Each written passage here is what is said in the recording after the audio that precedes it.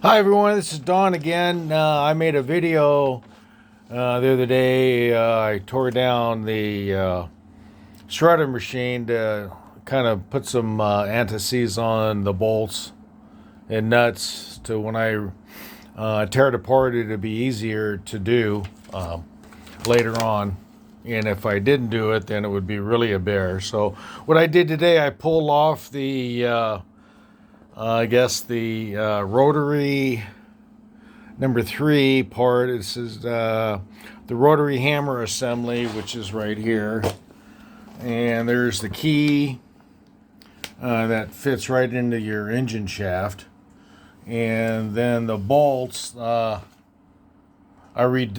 took the rotary disc off, showed you the bolts that hold the back plate of that on in between the rotary disc and the engine. So if you ever have to take it apart, it'd be easier than if you didn't put any thread lube on it, because it'd almost be impossible sometimes.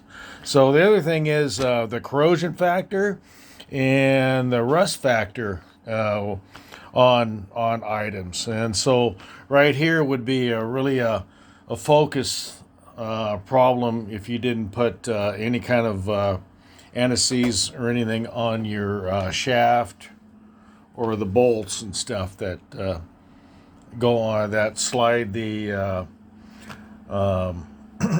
disc on to the lawnmower shaft. So anyway, I'm just trying to give you guys some ideas. It's not really hard to tear the machine apart. You got your diagrams here, and I bought the earthquake K33, the 301 cc engine from the company, and I think it's really well built machine. It's all American threads, so you don't have to use metric. On the teardown assembly, it's all like 5/8 half-inch stuff. I think 9/16 I think I've got.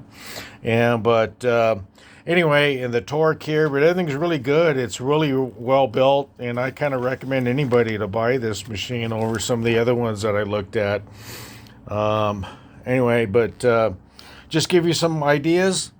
Put some Loctite, like I said, on the threads. If you can see this, that's what it looks like. It's like a silver coating. And you can just screw it back in there and tighten all these on the back plate are just tightened down snug because you got your lock washer on there. And then put your key, goes back on your shaft, to make sure that's lubed,